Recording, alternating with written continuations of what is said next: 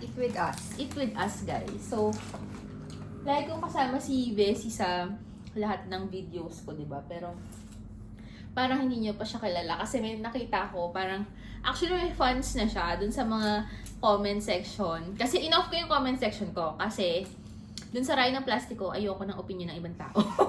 Ang importante yung opinion ko. Kasi nagko-comment sa 5. Tapos sinasabi nila, asan si Bessie mo? Gumaganon sila, ganyan, hanap ka nila.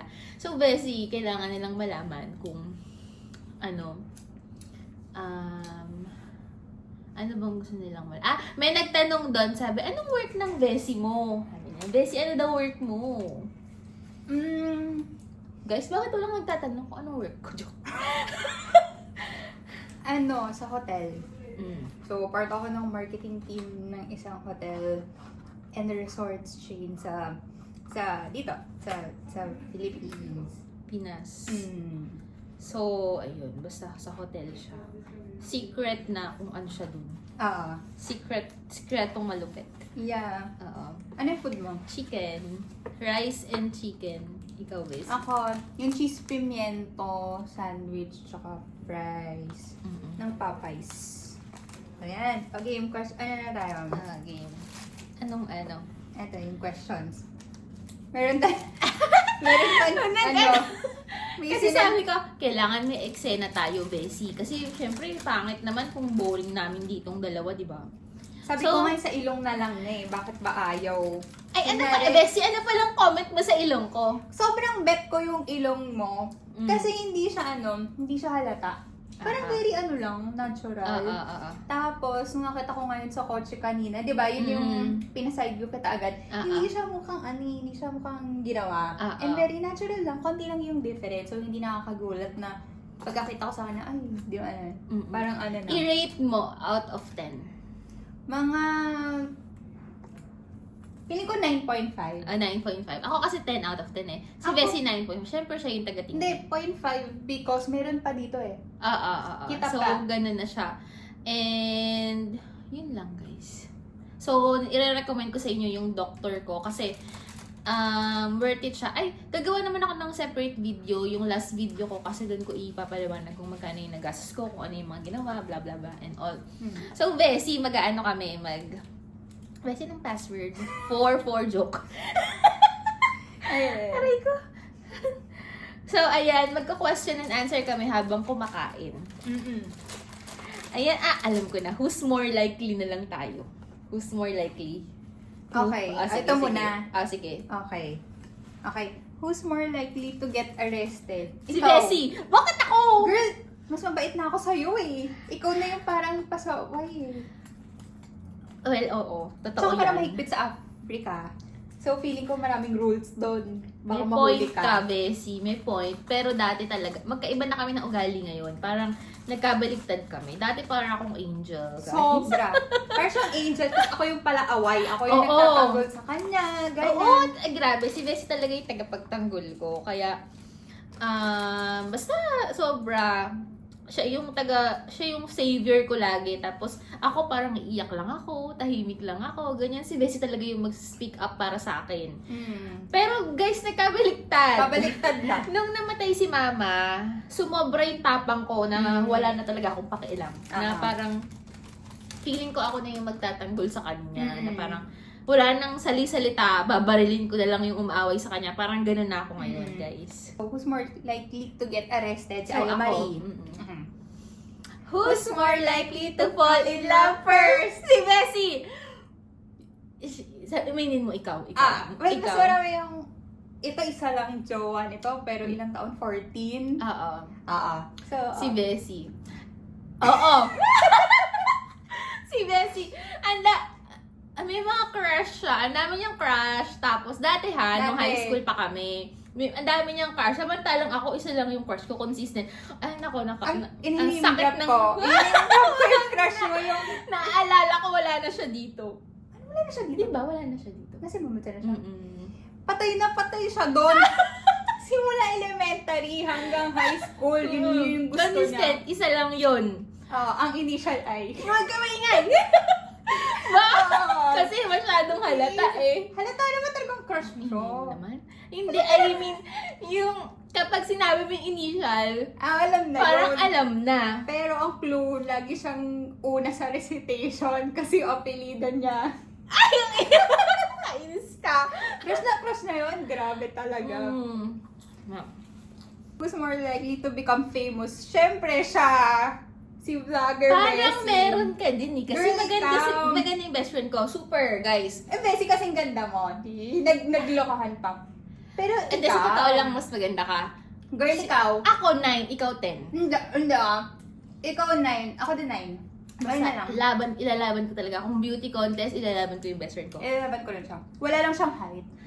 Pandak mo lang eh. Yung issue doon. Prize to, guys. Who's more likely to cry first during an argument? Siya. Ako.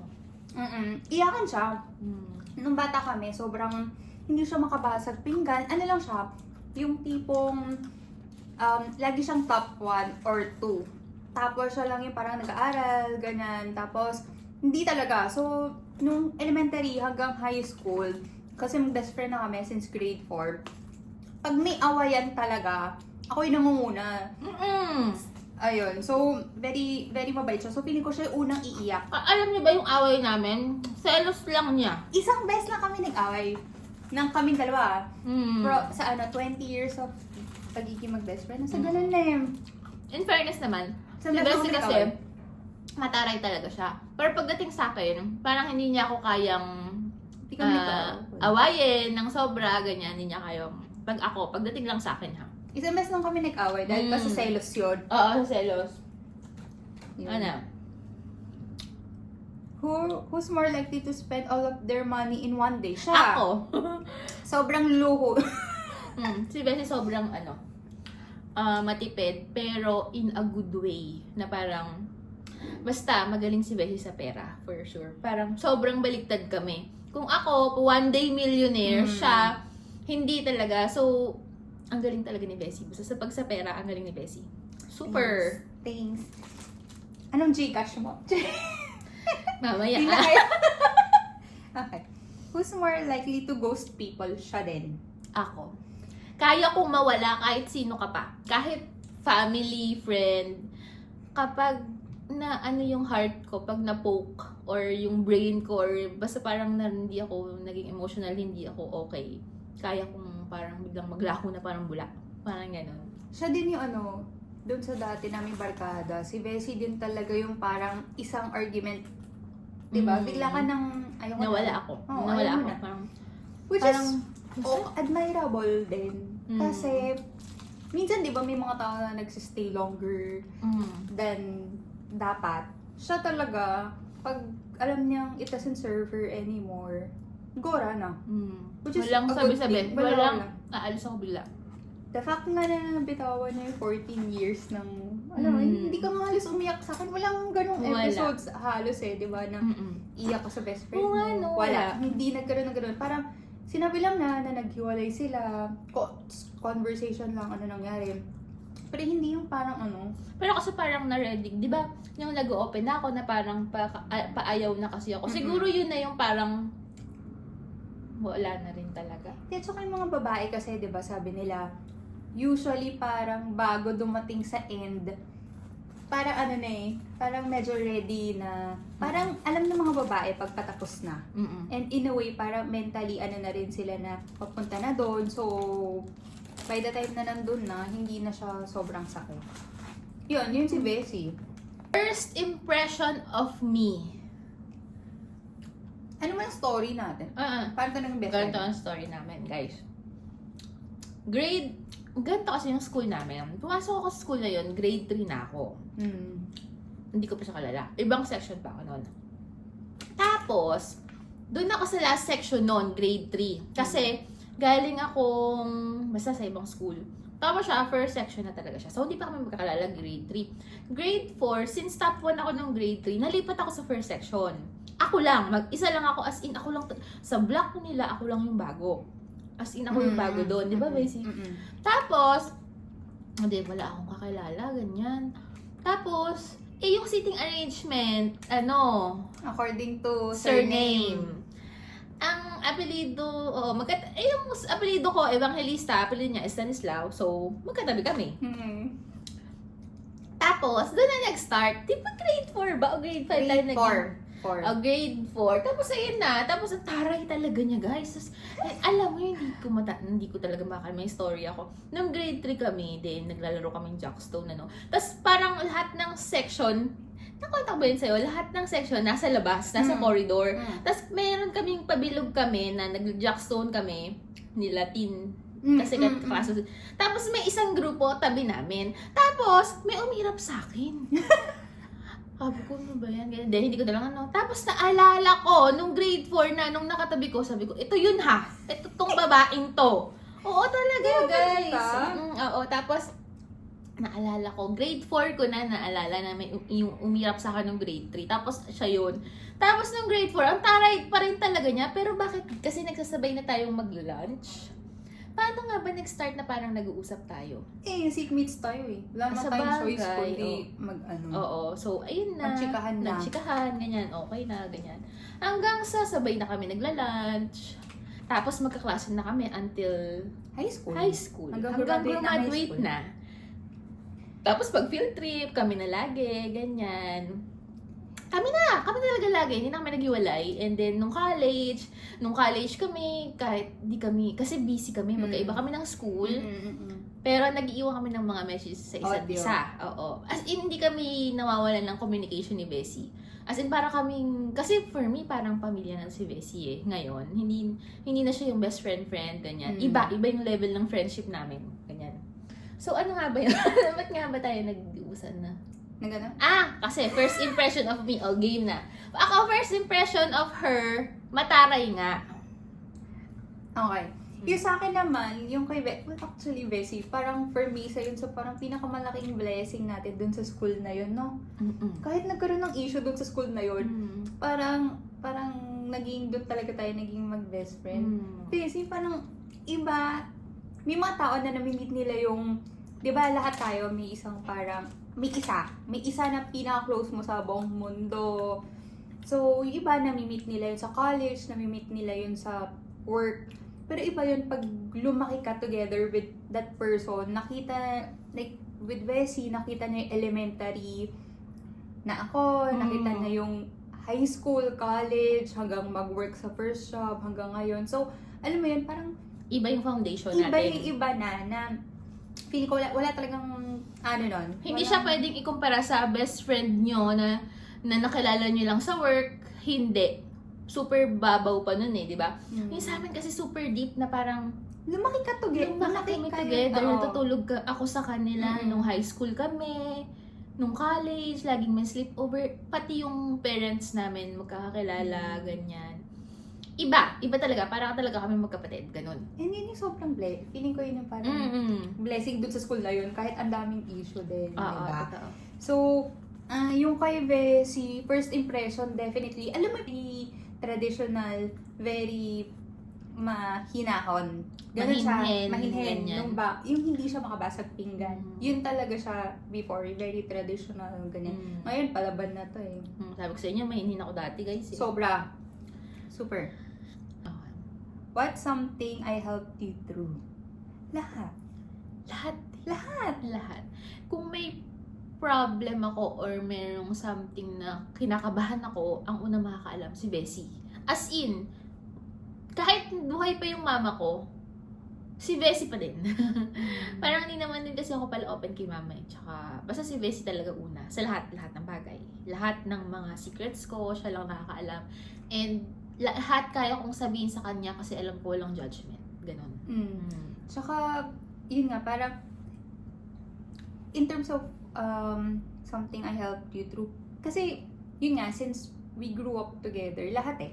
First heartbreak, nung nawala yung mama niya, kapag may issue sa families, parang kami talaga, kumbaga, kami yung takbuhan. Kahit na nung nag-Africa na siya, hindi ramdam na malayo siya. Kasi lagi kami magkausap, nag-iwan na ng audio messages. So, na-retain yung closeness kahit na malayo siya. Pero grabe yung struggle pag ang layo ng best friend mo. Totoo. Kasi yung iba, di ba maraming best friend? Iba-iba eh. I think iba-iba.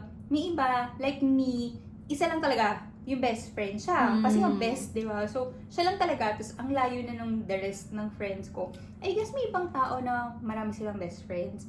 Pero pag nag-isa lang yung best friend mo, parang struggle lalo na pag long distance kayo ng 11 months out of, di ba, 12. Yun. So, basically lahat, kahit naman malayo siya, nandyan pa rin siya. Yun yung Feeling ko tayo yung true definition ng best friends talaga. Yun talaga. As in yung, basta, di ko ma-explain. Iba talaga yung lalim ng friendship namin. Ganun. Sa YouTube, para siyang mataray. Which, naging mataray nga siya nung tumanda siya. But also at the same time, if you know her sa more sa personal side talaga, sobrang siya yung ride or die ko na alam kong pupunta siya. Alam mo yun, alam ko pag na-aksidente ako or something, siya yung una. Siya yung nandun. And na-appreciate ko yun. Pero sobrang haba pa ng listahan. But, siguro yun yung number one. Appreciate ko kung gaano siya ka-mature, kung gaano siya siya yung nandyan. And, as someone na only child, siya talaga yung kapatid ko. And di ako natatakot maging mag-isa kasi parang kapatid ko talaga siya. And si Maro ng konti. Alam namang tanggalin natin si Maro. Kasi guys, yung family ko din talaga, kino-consider na rin siyang family na parang baka pag-uwi ako, laging may kadikit na Irene. Sabihin, nakita na ba kayo ni Irene? Pulan kayo pupunta ni Irene. Laging alam na nila na kapag aalis ako, si Irene yung kasama ko. Siya, yung best friend ko. So, wala silang pake. Alam na nila, hinahayaan na nila ako. Ganun. Tsaka yung mga travel ko, guys, wala, hinahayaan lang nila ako pag alam nilang magkasama kami dalawa. Ganun. What motivates you lately? Money. Yan yung sasabihin ko. Yun na lang Yan yung sasabihin ko. Oh, money. Wala na Pag single kasi, yun naman talaga, diba? Parang what's your first memorable memory of us? Natatandaan, pero ayokong sabihin. Ano yan?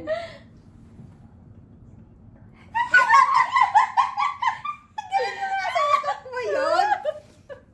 Nakaloka ka. Yun nga yung memory ko eh. Bakit yun yung memory mo? Dami mo. Nakikita ko eh. Sa utak ko Ano ba? Kapag pumupunta kami sa bahay nyo. Tapos nagpe-prepare si tita ng ng pang-breakfast. Tapos di ba pumunta tayo dun, parang tayong apat. Ako, si Zavi, si Archie. Tapos yung kwarto mo pa yung color pink. Yung dun pa kayo nakatira sa malapit sa bahay namin. Tapos, naghaharutan tayo dun sa may kama mo. Diba? Tapos, tinry pa nila, alam ko parang may nilabas ka, tapos tinry nila yung uniform. Kasi college na tayo nun. Tapos parang nilabas mo yung uniform natin nung high school. Tapos sinuot nila Archie and Sari ata yun. Parang ganun. Kasi guys, kahit high school and college na kami, nag-ano pa rin kami sa kanila. Nag-sleepover pa rin. Tapos, yung sinurprise nyo ako doon sa bahay nyo. Naalala mo yun? Yung sa yung birthday mo. Ang madami pa. Tapos pag field trip, yung mga field trip, tapos yung retreat. Pero kasi tapos nung retreat kasi, basta ganun. Madami guys, dahil ang dami namin together na Pero kasi wala pa akong jowa nung high school. Naging sila ng jowa na last week ata ng high school. High school yun. Tapos, wala man lang silang ligawan. Parang nagkakilala sila. Tapos parang sabi nila, okay tayo na. Tapos tumagal ng 14 years. So, I guess wala talaga yan. Wala sa ganun. Walang recipe. Minsan, ang tagal-tagal kang liligawan. Tapos ma-realize mo, wala kayong chemistry. So, hindi. Ay, alam ko na, guys. May time na yung first niya, sinamahan kong bumili ng regalo niya. Talaga? Oo. Yung teddy bear? Teddy bear. Ano ba yun? Nililigawan ka pa lang niya. Ay, hindi kami nandun. Sila na pala. Supportive ako dyan. Kahit naiinis ako dun sa mga niya. Wala naman akong choice eh. Supportive din ako dun sa ex niya. So, actually. But inis... Hindi. Supportive ako sa ex niya for the longest time. Kasi in fairness naman sa ex mo, of 14 years, ano siya eh. Okay. So, yung kay Bessie, okay, yung ex niya, I think, nakikita ko maraming nagtatanong nun eh, tungkol sa very elusive ex niya of 14 years. So, naging sila ng last week of high school. And then, randomly na lang pinakilala sa akin yun. Hindi namin kilala yun eh. Yung guy na yun from another school. Pero parang pinsan siya ng someone from our school. Diba? So, kaya sila nagkakilala, ganyan. And then, walang ligawan. Nung nakilala ko yung guy na yun, sila na. So, sabi ko, feeling ko, fling-fling lang, hindi to tatagal. To cut the long story short, inabot sila ng 14 years. And in fairness naman dun sa ex niya, so, boto ako sa kanya nung una. Very, very, actually, may itsura. Gwapo yung ex niya. And dati gwapo yung ex niya. And then, very mabait. Hatid sundo talaga si Bessie, nang nakamotor, diba? And in fairness naman, even though ang tagal niyang may jowa, hindi siya yung tipong nawawala. Di ba may mga tao na pag nagka-jowa, mawawala na hindi nagpaparamdam sa friends. Hindi siya ganon. And in fairness naman din dun sa ex niya, hindi rin siya yung tipong parang di ba? Parang seloso or yung ayaw kang pasamahin sa friends mo. Supportive siya. So, actually naging kabarkada din namin yung ex niya. Parang yung kami ng mga previous partners namin and then yung other namin friends, parang naging grupo talaga kami. So, sobrang boto ko dun sa ex niya. And, very mabait. Lalo na nung namatay yung mama ni Bessie. Talaga, kumbaga siya yung nandun talagang tumutulong kay Aya. And, kahit gano'ng kahirap yung pinagdaanan ni Bessie, hindi rin naman iniiwan si Bessie. And that's something na I'm very grateful for din kay Jay. Pero, dumating sa point na may nangyari towards the end of their relationship. And, yun talaga parang sinabi ko kay Bessie na tama na, hindi na talaga ako boto sa kanya. Kasi, guys, pag nalaman mo kung ano nangyari, it's really, hindi siya okay. So, her walking away easily after 14 years, ako sobrang, I think that's really the right move. Because why stay, diba? Ano yung 14 years kumpara sa the rest of your life with someone like that? And yung mistake na yun, hindi yun nangyari once. Diba? It happened several times. So, tama yung ginawa ni Aya Maria. I really support her decision. Kasi kahit gano'ng katagal ka pa with someone, ang kapalit nun is the rest of your life. Diba? So, parang, are you willing to give up your peace of mind for the rest of your life than lose yung 14 years na yun. Pero yung 14 years na yun, there were good times, di ba, Bessie? Nakita ko masaya siya. Nakita ko naalagaan talaga siya. And that's something na we should be grateful for that guy. Pero I think siguro hanggang dun lang talaga yung chapter ng lives niyo together. So, buti she had the courage to walk away. So, yun lang guys, ang story sa ex ko. And ayoko naman, ang dami kasi natanong kung ano nangyari sa amin, pero ayoko na siyang i-detailed kasi yung mga nangyari yun sa lahat. And normal lang yun. It's up to you kung paano mo siya i-handle. And ako kasi parang na-realize ko na since nagkikare ako sa kanya, gusto ko happy siya. And hindi ko na mabigay yung happiness sa kanya. So, go na. Yun lang guys. Yun lang ang kwento namin. Gusto niyo ba ng story na joke? Story time. Story time sa ex niya. Hindi, story time sa ex mo. Joke. Ay! Hindi gusto. Nakakain si Bessie? Si Bessie naman, hindi ko naman na-detail yung ni Bessie, love life ni Bessie. Pero supportive ako kahit naiinis ako sa mga ex niya. And yung pangalawa kong ex, yung favorite mo di ba? Wait lang, sino ba dun? Joke. Oo.